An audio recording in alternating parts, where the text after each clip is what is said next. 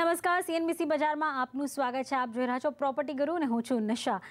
અત્યારે આપણે જોઈ રહ્યા છે પ્રોપર્ટી માર્કેટ કહો ખૂબ જ કન્ફ્યુઝનમાં છે. રેરા પણ છે, જીએસટી પણ છે, પણ એની વચ્ચે ડેવલપર્સ તો કન્ફ્યુઝ છે અને આ બધી પ્રોસિજરમાંથી આગળ તો વધી રહ્યા છે, પણ રોકાણકારો જે ઘર ખરીદવા માટે કહી શકાય કે એન્ડ યુઝર્સ જે છે એ ખૂબ જ મોટા કન્ફ્યુઝનમાં છે કે અત્યારે રોકાણ કરવું કે રાહ જોવી અથવા અમારી હાથમાંથી ઓપોર્ચ્યુનિટી જતી તો નહીં રહે. આ બધા ઘણા બધા પ્રશ્નોથી અત્યારે ઘેરાયેલા છે કે મારે કેટલો ટેક્સ વધારે ભરવો પડશે, મને કેટલા રૂપિયા વધારે ભરવા પડશે. તો આજે આ બધા મૂંઝવણોનો ઉકેલ આપણે મેળવીશું. આપણી સાથે જોડાયા છે ચર્ચામાં એક્વેસના ડિરેક્ટર પરેશ કારિયા. પરેશજી, સ્વાગત છે. જે રીતે મેં કહ્યું કે ઘણું બધું એક સાથે થઈ રહ્યું છે પ્રોપર્ટી માર્કેટમાં, તો એક એન્ડ યુઝર આજે એક પોઝ લઈને તો બેઠો જ હતો, પણ હવે મોટું કન્ફ્યુઝન ક્રિએટ થઈ રહ્યું છે કે મારે હવે ખરેખર એન્ટ્રી લેવી જોઈએ કે કેટલો વખત રાહ જોવાની જરૂર છે. શું કહેશો? રાઈટ, તમે કીધું એ બિલકુલ રાઈટ છે. અત્યારે જે સિચ્યુએશન છે વેઇટ એન્ડ વોચમાં, આપણે જોયા કે ઘણા વખતથી આ માર્કેટમાં people have been on weight and watch mode. પહેલાં તો બધાને લાગ્યું કે પ્રાઇઝીસ ઓછા થશે, દેન વી હેડ ડિમોનેટાઇઝેશન બધાને લાગ્યું ફરી પ્રાઇઝીસ ઓછા થશે અને વેઇટ કરતા હતા. And the market started recovering, then we had RERA and GST. તો in the long term both RERA and GST industry માટે સારું જ છે, કસ્ટમર્સને બેનિફિટ જ થશે. But in the interim the short ટર્મમાં કન્ફ્યુઝન રહેશે. Let us take up RERA. રેરાની અંદર આપણે જોઈ રહ્યા છે કે મહારાષ્ટ્રમાં ટાઈમ લિમિટ આપી છે એક્ઝિસ્ટિંગ પ્રોજેક્ટ્સે 31 જુલાઈ સુધી રજીસ્ટર કરવાની. હવે જોઈએ તો ગણતરીના દિવસો બાકી છે એના માટે. હાર્ડલી એની ડેઝ લેફ્ટ. અને જે આજે રિપોર્ટ આવ્યો છે એ પ્રમાણે only 350 developers have registered under RERA in Maharashtra. એટલે હજારોની સામે ફક્ત 350 જ હજી ડેવલપર્સે રજીસ્ટર કર્યું છે. રજીસ્ટર કર્યો છે and others are in the process. પ્રોસેસમાં બી એવું છે કે આપણે એપ્લિકેશન ડિટેલ્સ બધું સબમિટ કરી હોય. RERA authority will study all those details. They may ask for more details and only after that they will give you registration number. તો જ્યાં સુધી તમારી પાસે રજિસ્ટ્રેશન નંબર નહીં હોય, you cannot do any sales. 31 જુલાઈ સુધી તો ગવર્મેન્ટે ટાઈમ આપ્યો હતો કે તમે પ્રોસેસ ચાલુ કરી દો અને continue selling. But we will see a sudden slump post 31 July on the sales front.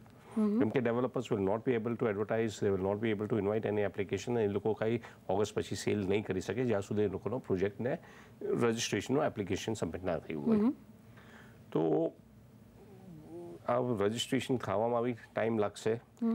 I see slowly over a period of next 3 to 6 months registration picking up. So થોડો લલનો પીરિયડ રહેશે. But the good thing is that જે project ready થઈ ગયો છે, જેને OC આવી ગયું છે, they did not register under RERA.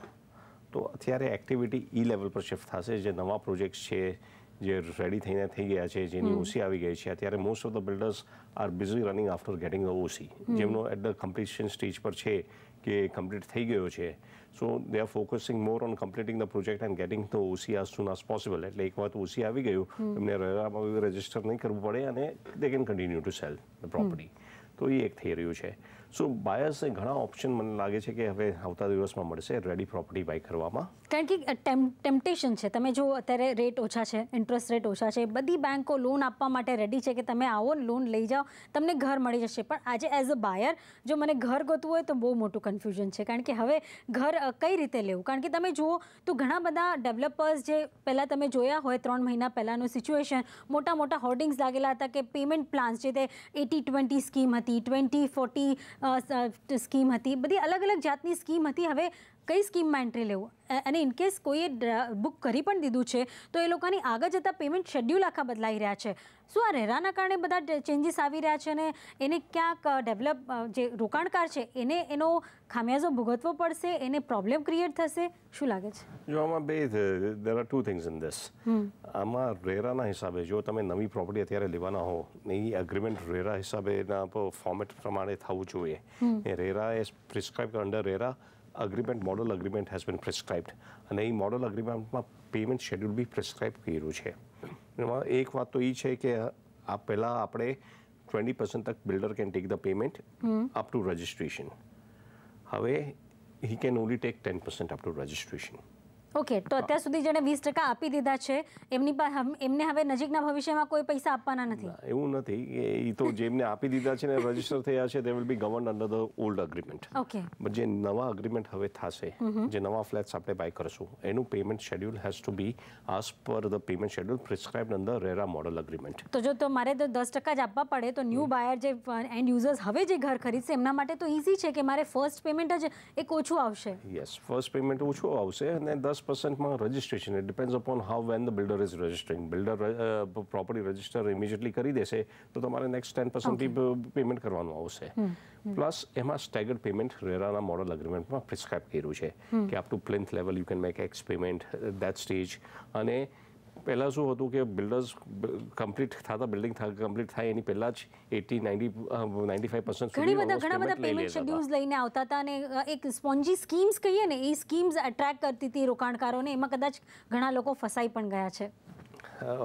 Well, there were all kind of schemes, 28-day schemes and which were good from the buyers also, જે બેંકની તરફથી સબવેન્શન ને બધું ચાલતું હતું.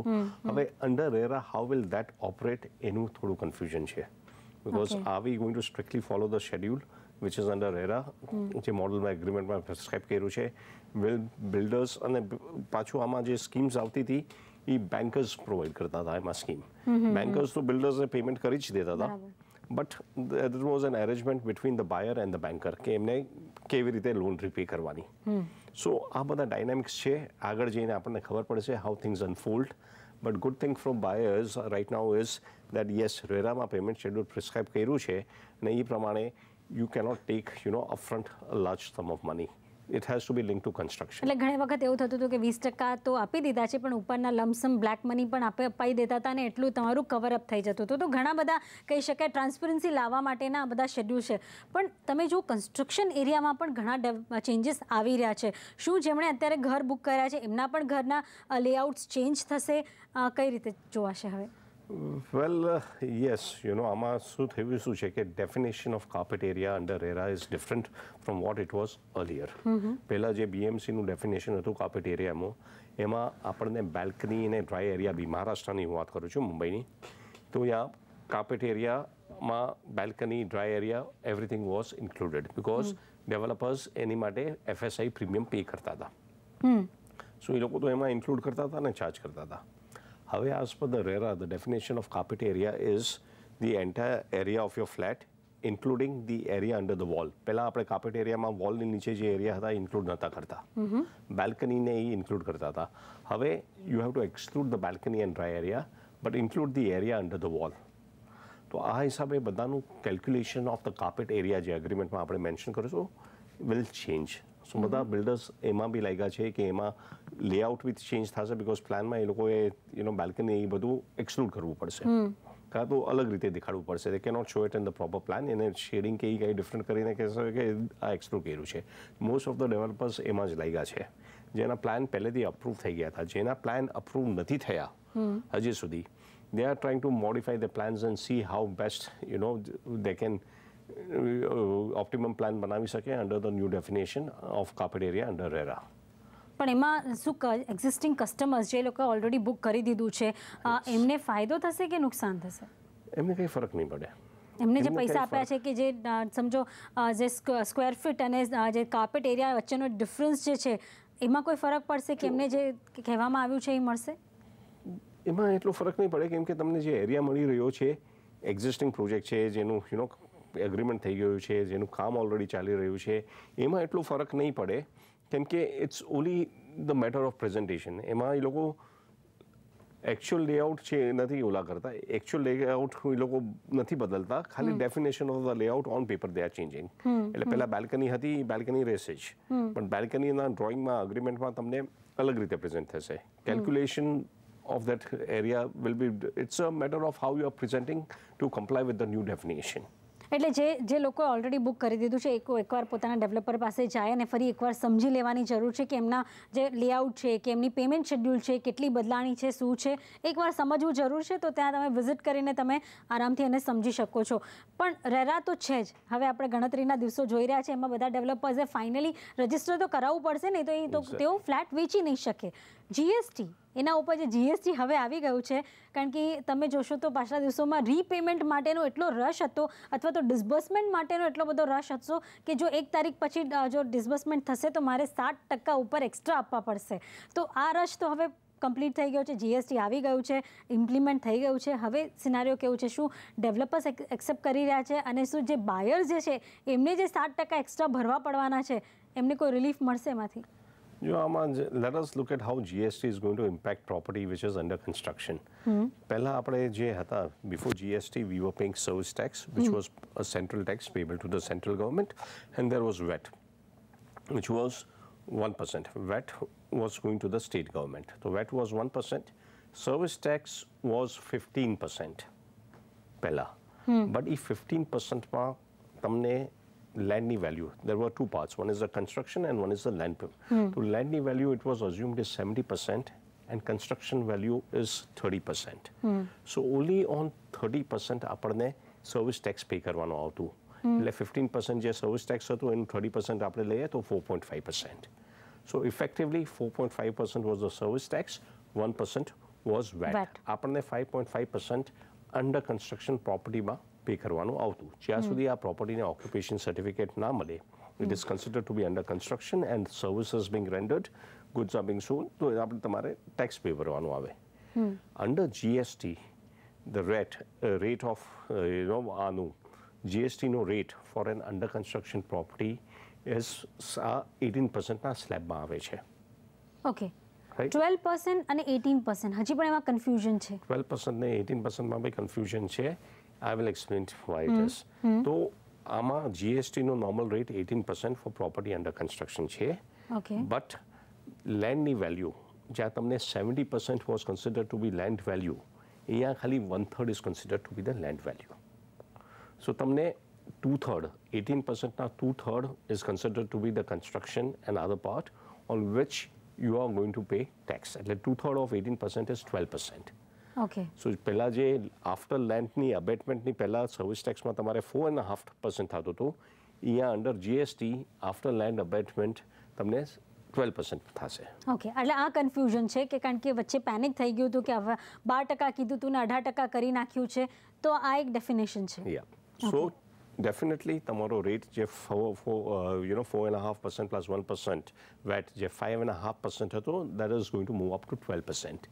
અને અત્યારે જે બી તમારા ઇન્સ્ટોલમેન્ટ્સ 1 જુલાઈ પછી તમે જે બી પેમેન્ટ કરશો ડેવલપરને for a new property as well as property purchase earlier જેનો ઇન્સ્ટોલમેન્ટ પેમેન્ટ ડ્યુ છે, એની ઉપર તમારે જીએસટી at a effective rate of 12% pay કરવું પડશે.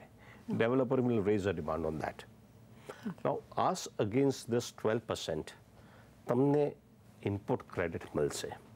હવે આ ઇનપુટ ક્રેડિટ એટલે શું? તમે ડેવલપરે જે બી મટીરિયલ પરચેસ કર્યું છે કે જે બી સર્વિસીસ અવેલ કરી છે ટુ કન્સ્ટ્રક્ટ ધીસ પ્રોપર્ટી, એની ઉપર એ જીએસટી પે કર્યું હશે, તો એ જીએસટીનું ક્રેડિટ તમને મળવું જોઈએ. રાઈટ? હવે આ કેવી રીતે કેલ્ક્યુલેટ થશે, ક્યારે તમને પેમેન્ટ મળશે, આ બધું આપણને થોડા વારમાં એટલે એમ થાય કે અત્યારે પેમેન્ટ કરી દેવું પડશે 12% અને પછી કદાચ તમને એ પૈસા રિટર્ન પણ મળે જ્યારે એકચ્યુઅલ કેલ્ક્યુલેશન થાય ત્યારે, અથવા થોડો વખત રહીને જો તમે બુક કરાવો તો તમને એકચ્યુઅલ કેટલું, તમને એકાદ મહિના પછી કરાવો તો ખ્યાલ આવી જશે કે કેટલું ક્રેડિટ મળશે. લગભગ ઓગસ્ટ એન્ડ સુધીમાં ખબર નહીં પડે આપણને 12% તો પે કરવાનું જ રહેશે. એટલે અત્યારે 12% પે કરવાનું રહેશે, જ્યારે એકચ્યુઅલ સિનારીઓ 2-3 મહિનામાં જ્યારે ક્લિયર થઈ જશે, 3 મહિના 4 મહિના may be at the time of possession also બી તમને, બીકોઝ ઇનપુટ ક્રેડિટ કેટલું મળ્યું છે ડેવલપરને, એ આપણને ખબર નથી. તો એ આખા પ્રોજેક્ટ વાઇઝ એ લોકો કેલ્ક્યુલેટ કરશે. દેર ઇઝ અત્યારે a mechanism is still being developed, so આપણને ખબર પડશે over a period of time. But એક વાત છે, નેટ જીએસટીની લીધે બાયરનો કોસ્ટ વધી ગયો છે. પ્રોપર્ટીના પ્રાઇસ નથી વધ્યા, ડેવલપર પ્રોપર્ટીના પ્રાઇસ નથી વધ્યા, બટ ટેક્સ વધી ગયો છે, એટલે તમારે બાયરને કોસ્ટ વધી ગયો છે. Even after input credit, effectively because of GST, taxes will be higher. I will explain to you why. આપણે ટેક્સ ક્રેડિટ આપણને જે મળે છે એ ખાલી કોસ્ટ ઓફ કન્સ્ટ્રક્શન ઉપર મળે છે. But when you are paying GST, you are paying it on the total price of the property including the land. જેમ કે આપણે એક્ઝામ્પલ લઈએ કે let's say talk about a place like Thane or Mira Road, જ્યાં આપણે કાર્પેટ ઉપર પ્રોપર્ટીની value let's assume it's 10,000 rupees per square feet on carpet, okay, right. અને તમે જીએસટી પે કરશો એ 10,000 ઉપર જ પે કરશો. બટ ધ ઇનપુટ ક્રેડિટ આમાં 10,000નું જે પ્રોપર્ટીનું કોસ્ટ છે એમાં construction cost will be just about 3,000 rupees. તો ઇનપુટ ક્રેડિટ તમને મળશે એ ખાલી 3,000 પર મળશે, but GST you are paying on the entire 10,000. તો ઇનપુટ ક્રેડિટ પછી બી ઇફેક્ટિવલી તમારો જીએસટીનો કોસ્ટ એટલે કદાચ તમને જે ડિસ્કાઉન્ટ મળે 1-2-3% આસપાસનો હોઈ શકે, વધારે નહીં હોઈ શકે, પણ તમારે ઓલ ઇન ઓલ થોડોક પૈસા વધારે આપવા પડશે. એક્ઝેક્ટલી. અને બીજી વાત એ છે આમાં જાણવા જેવી કે જેટલી વેલ્યુ પ્રોપર્ટીની હાઈ હશે, હાઈ વેલ્યુ પ્રોપર્ટી, એટલું ઓછું તમને ઇનપુટ ક્રેડિટનું બેનિફિટ મળશે. આપણે થાનાનો એક્ઝામ્પલ લીધો, જ્યાં આપણે કાર્પેટ કહે છે કે 10,000 rupees. If you talk about something like a વર્લીમાં તો કાર્પેટનો રેટ અબાઉટ 60,000 ત્યાં તો નેટ તમને રિટર્ન આવવાના રહેતા જ નથી. Exactly. So higher and property ઉપર તમારો જીએસટી વધારે એપ્લિકેબલ હશે. બરાબર. પણ એટલે કે મુંબઈ છોડીને બીજા જે શહેરો છે એમને કદાચ એક ફાયદો થઈ શકે ને એમના માટે ઘર સસ્તા બની શકે, જે ખાસ હાઉસિંગ ફોર ઓલનો જે સપનો છે, કદાચ જે બીજી સિટીઝ છે, મુંબઈ, દિલ્હી જેવી સિટીઝને છોડીને તમે રોકાણ કરો તો ત્યાં કદાચ તમને મળી શકે. આપણે આપણા રોકાણકારો તરફ પણ જઈએ, એમના સવાલોના જવાબ પણ લઈએ. આપણી સાથે ફોન લાઈન પર જોડાયા છે અંકિત મોટ અમદાવાદથી. અંકિત, પૂછો સવાલ. અચ્છા નિશાજી, મારો એક સવાલ છે કે મેં મે મહિનામાં બુક કરાવડાવ્યું છું મારું અમદાવાદ વેસ્ટર્ન લોકેશન પર. મેં મારું ફ્લેટ બુક કરાવડાવ્યો છે, બરાબર, 2 BHK. હવે અત્યારે એની કોસ્ટ બેસે છે ટોટલ ખર્ચા સાથે, બધા જીઈબીના ઓડાના બધા ખર્ચા સાથે ટોટલ કોસ્ટ 34 લાખ બેસે છે, બરાબર, બિફોર જીએસટીની વાત કરું છું. હવે મારે દસ્તાવેજ બનશે આવતા વર્ષે, જ્યારે પોઝિશન મળશે ત્યારે, બરાબર, એટલે મારે જીએસટી લાગુ પડશે. તો જે પહેલા મને કોસ્ટ પડતી હતી 34 લાખમાં, એના પર જે સર્વિસ ટેક્સ લાગતો હતો એમાં 4.5% જેવો સર્વિસ ટેક્સ હતો, કે 4.5 કે 5.5%. અને પછી ટોટલ બીજી કોસ્ટ લઈને 11% જેવો દસ્તાવેજ સાથે કમ્પ્લીટ કોસ્ટ થતો હતો, બરાબર, મારા ફ્લેટની અમાઉન્ટ વગર, જે ટોટલ 34 લાખ થતું હતું. હવે મારે જીએસટી લાગુ પડશે તો મારા ફ્લેટની કોસ્ટ વધશે કે તેમની સેમ રહેશે, કે મને શું મારે ફાયદો થશે કે નુકસાન થશે, મારે થવાનું શું છે? થોડુંક તો વધારે પે કરવું પડશે, પણ જેમનો સવાલ છે, તમારું અમદાવાદમાં ક્યાં રોકાણ કર્યું છે તમે? મેં વેસ્ટર્ન સર્કલ છે ને તે બાજુ તે જગ્યાએ પસંદ કર્યું છે, મેં બહાર બુક કરાવ્યું છે ત્યાં. ઓકે, તો આપણે જોવા જઈએ તો એમણે લગભગ અત્યારે રોકાણ કર્યું છે મેમાં, અને હવે આવતા વર્ષે એ લોકો રજીસ્ટર કરવાના છે. તો હજી આખો ખાસો લંબો સમય છે અને ઓલરેડી એમને ખ્યાલ છે, એમને કેલ્ક્યુલેટ કર્યું છે એમનો ટેક્સ કેટલો વધારે ભરવો પડશે. સો ઇફેક્ટિવલી એમને પહેલાં જે વાત કરતા હતા એમને 4.5% was service tax, 1% VAT, 5.5%, અને અપ્રોક્સિમેટલી 5% જેટલું સ્ટેમ્પ ડ્યુટી હતું. તો stamp duty continuous at 5% pay કરવાનું થશે, અને જીએસટીમાં એમને ઇન્સ્ટેડ ઓફ 5.5% 12% પે કરવાનું થશે. તો ઓબ્વિયસલી કોસ્ટ વધી જ જશે જીએસટીનો, ટેક્સીસનો. હવે આ સામે એમને ઇનપુટ ક્રેડિટ કેટલું મળે છે 12% સામે, that needs to be seen. પણ એમની પાસે આખા વર્ષનો સમયગાળો છે, એટલે એટલી વારમાં કદાચ કેલ્ક્યુલેટ થઈ પણ જાય કે તમને કેટલું ક્રેડિટ મળી શકે ને એમને કેટલો ઓછો ટેક્સ ભરવો પડે. તો એ ખબર પડી જાય, આઈ મીન થોડા વખતમાં ખબર પડી જશે. It's a good thing that એ ડેવલપર સાથે જઈને મળે અને પૂછે કે આગળથી એમને કેટલું ઇન્સ્ટોલમેન્ટ્સ, હવે જે ફ્યુચરના ઇન્સ્ટોલમેન્ટ્સ છે એમાં જીએસટીની લીધે કેટલું વધારે એમને પે કરવું પડશે, અને if developer is in a position two explain કે જીએસટીનું ઇનપુટ ક્રેડિટ કેટલું મળશે, તો એ એક આઈડિયા લગાડી દે. પણ મારા ખ્યાલથી જો ગુજરાતની વાત ચાલી રહી છે તો ત્યાં ઓનગોઈંગ પ્રોજેક્ટ્સ પર કદાચ થોડીક છૂટ કદાચ મળી છે કે જીએસટી મારફત નથી મળી, જીએસટીમાં રેરામાં મળી છે, એટલે એટલું એક એમનો ફરક છે. પણ બેટર છે તમે ખાસ કરીને અંકિત, તમે જાઓ તમારા ડેવલપર પાસે, તમે એમને વાત કરો, તમારું હવે એગ્રીમેન્ટ કેટલાનું બનશે એના ઉપર પહેલાં ચર્ચા કરો, અને એના ઉપર, કારણ કે કદાચ આવતા વર્ષે જો એગ્રીમેન્ટ બનવાનું છે તો તમારી પાસે એટલો સમય છે કે તમને ઇનપુટ ક્રેડિટ કેટલું મળશે ને જે 5.5% છે એના ઉપર કેટલો તમને ટેક્સ ભરવો પડશે. કદાચ તમે શાંતિથી એની સાથે બેસો તો એ સારી રીતે તમને સમજાવી શકશે. તો એકવાર વિઝિટ કરો તમારા પ્રોજેક્ટને, ત્યાંથી તમે જાણી શકો છો. આગળ વધીએ, આપણી સાથે જીગર મિસ્ત્રી જોડાયા છે વડોદરાથી. જીગર, પૂછો સવાલ.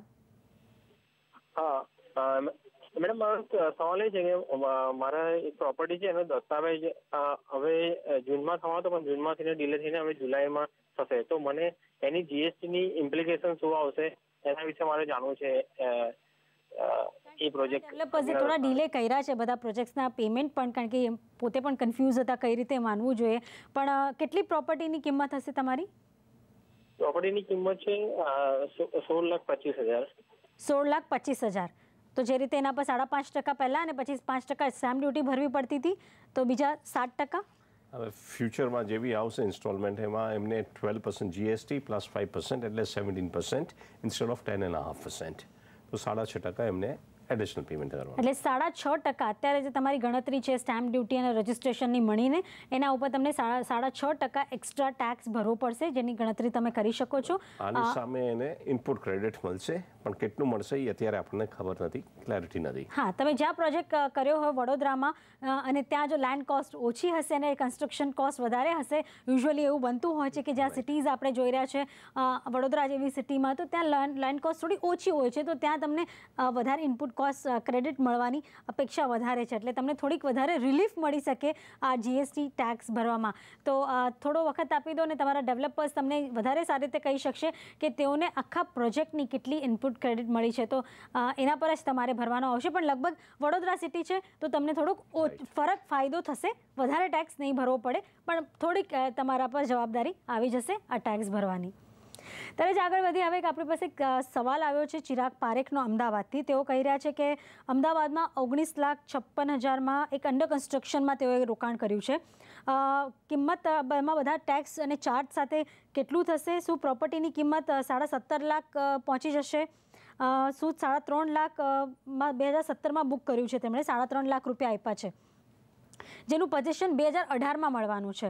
તો GST લાગુ થશે તો તમને કેટલો એક્સ્ટ્રા ભરવો પડશે? એટલે એમની કેલ્ક્યુલેશન એમને કઈ રીતે સમજાવી? It's the same thing. જેટલા બી એના ફ્યુચર ઇન્સ્ટોલમેન્ટ બાકી છે એની ઉપર એને 5.5%ની જગ્યાએ 12%માં GST પે કરવું પડશે ને એની સામે એમને ઇનપુટ ક્રેડિટ મળશે. એટલે જે 17.5 લાખની કિંમત હતી પ્રોપર્ટીની, શું એ વધી જશે? કેટલા ટકા? નહીં વધે, એનો કોસ્ટ વધી જશે, એની ઉપર તો ટેક્સ વધી જશે because of you are paying GST. તો 17.5 લાખ પર અપ્રોક્સિમેટલી તમે 19 લાખ, માફ કરશો, 19 લાખમાં અમદાવાદમાં તેમણે બુક કર્યું છે. હા, તો લગભગ 5% જેટલું આપણે અઝ્યુમ કરીએ કે GSTની લીધે 6.5% વધી જશે કોસ્ટ, અને ઇનપુટ ક્રેડિટ એમને 2-3% મળશે, તો લગભગ 4 થી 5% એમનું વધવું જોઈએ ટોટલ કોસ્ટ. એટલે 19 લાખ ઉપર, એટલે એમને 3.5 લાખ ભરી દીધા છે, તો 17 લાખ જે રિમેનિંગ છે એના ઉપર તમને બીજા 3-4% વધારે આપવા પડશે, બરાબર? તો એ રીતે તમે કેલ્ક્યુલેટ કરજો, તમને એટલા એક્સ્ટ્રા ચાર્જ આપવો પડશે જે તમારી અંડર કન્સ્ટ્રક્શન જે તમારી બુકિંગ તમે કર્યું છે. એટલે 3.5 લાખ તો તમે આપી દીધા છે, તો એના પર નહીં લાગે, જે બાકી કિંમત છે એના પર લાગશે. અને જો તમે એના પર લોન લેવાના હો તો તમારું લોનમાં કેલ્ક્યુલેટ થઈ જશે, તો એ રીતે તમારી જોગવાઈ કરીને 20% તમારે પહેલાં ભરવા પડશે ને બીજી રકમ તમારે લોનમાં તમારા ટેક્સને કદાચી મેનેજ થઈ શકે છે, તો તમારે આ રિલીફ થશે. આગળનો સવાલ આવી રહ્યો છે મુંબઈ કાંદિવલીથી. તેમણે પૂછ્યું છે કે મારે 60 લાખનું રોકાણ મુંબઈ કે પૂનામાં કરવું છે. હવે આ ઘર ભાડે આપીને કેટલી રેન્ટલ ઇન્કમ એમને મળી શકે? કદાચ એમને સેકન્ડ હોમ હશે અને રેન્ટલ ઇન્કમ ઊભી કરવી હશે, એટલા માટે આ સવાલ છે. તો તમને લાગે છે કે મુંબઈ કે પૂનામાં એવી કોઈ જગ્યા છે જ્યાં રેન્ટલ યીલ્ડ સારી મળી શકે? જો રેન્ટલ યીલ્ડ વેધર બોમ્બે હોય કે પૂના હોય, અક્રોસ ઇન્ડિયા અબાઉટ 2 થી 2.5% છે. ખાલી બેંગ્લોર એક એવી જગા હતી જ્યાં રેન્ટલ યીલ્ડ વોઝ 3% પ્લસ, કેમ કે અહીંયા આઈટીને લીધે લોટ ઓફ માઇગ્રેટરી પોપ્યુલેશન હતું અને દે વર અર્નિંગ વેલ. બટ હવે અત્યારે આઈટીની ઇન્ડસ્ટ્રીની બી હાલત ખરાબ છે, તો રેન્ટલ આવી રહ્યું છે, તો he should not expect more than 2 to 3%. Generally residential પ્રોપર્ટીમાં લોકો ઇન્વેસ્ટ કરે છે કેપિટલ એપ્રિસિએશન માટે. રેન્ટલ માટે ઇન્વેસ્ટ કરવું હોય તો commercial property will be better. You can buy a small office or a small shop જ્યાં એમને રેન્ટ વધારે મળશે, ત્યાં એમને લગભગ 7% થી 8% જેટલું રિટર્ન મળી શકે છે. બટ જનરલી આપણે શોપ કે લેવા જાય તો ticket size has to be large. But એમના અગર મળી જતું હોય કે નાની શોપ જેવું કંઈક મળી જતું હોય આ પ્રાઇસમાં, તો ત્યાં rental return will be much better.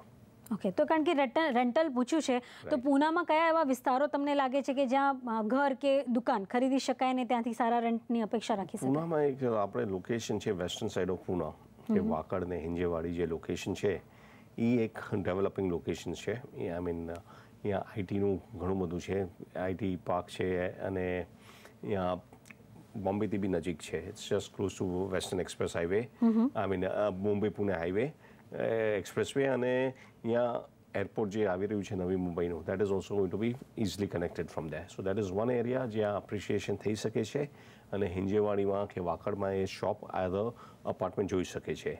આ સિવાય હવે એમની પાસે બોમ્બેમાં બી ઓપ્શન્સ છે. બોમ્બેમાં આપણે જોયા છે કે ઘણા બધા આફ્ટર અફોર્ડેબલ હાઉસિંગના પ્રોજેક્ટ્સ આવી રહ્યા છે. તો તમને 60 લાખ 70 લાખ સુધીમાં બોમ્બેમાં બી વેસ્ટર્ન સબર્બ્સમાં મકાન મળી લેશે. જેમ કે બોરીવલીમાં છે. બોરીવલીમાં નેશનલ પાર્કની સામે along the highway there is one project Eminent કરીને 60-65 લાખમાં 1 BHK મળે છે. બોરીવલીમાં જ થોડા આગળ જઈને પેરાડાઇમ કરીને આરિયાના પ્રોજેક્ટ છે, અગેન 60-65 લાખમાં મળી રહ્યું છે. કાંદીવલીમાં જ લિંક રોડ ઉપર રૂપરેલ ડેવલપર્સે હમણાં થોડા વખત પહેલાં પ્રોજેક્ટ લોન્ચ કર્યું હતું, જ્યાં 55-60 લાખમાં 1 BHK અપાર્ટમેન્ટ એ લોકો આપી રહ્યા હતા. બટ આ અપાર્ટમેન્ટ સાઇઝીસ નાના હોય છે, but from investment point of view it is good. તમને જે બોમ્બેમાં એપ્રિસિએશન મળશે ને રેન્ટલ ઇન્કમ મળશે એ કદાચ બીજે એટલી જગ્યાએ નહીં મળે. ઓકે, તો તમે આ બધી વિસ્તારોમાં જો તમને રેન્ટલ ઇન્કમ જ જોઈતી હોય તો આવા વિસ્તારો પસંદ કરી શકો છો અને ત્યાં રોકાણ કરી શકો છો. ઓપોર્ચ્યુનિટી મુંબઈમાં પણ હવે મળતી જોવા મળી શકે. આગળ સવાલ આવી રહ્યો છે, થાણાથી દિવ્યા ભટ્ટનો ઈમેલ આવ્યો છે. એમણે પૂછ્યું છે કે GST રેરા આ બધી બહુ ચર્ચાઓ તો થઈ રહી છે, પણ શું સેકન્ડ સેલ ફ્લેટ પર એની અસર થશે? જે રીતે હવે અગર એમનો કદાચ એક ફ્લેટ હશે અને એમને વેચીને બીજો નવો લેવો હશે તો શું એના પર પણ થશે, અથવા એમને સેકન્ડ સેલનો ફ્લેટ ગમતો હોય જૂની બિલ્ડિંગમાં લેવો હોય તો એમને ત્યાં GST નડશે? I mean, fortunately, good part about ready property.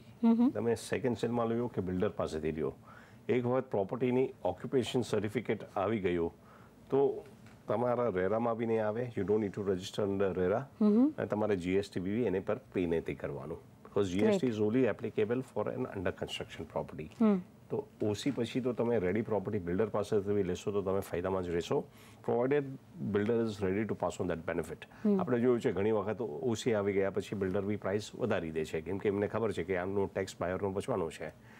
But આ એક ટ્રેન્ડ આપણે જોશું in days to come, that there will be more demand for ready property, કેમ કે તમારું GST બચશે ને builder will also prefer to get the OC as soon as possible so that he doesn't have to register under RERA.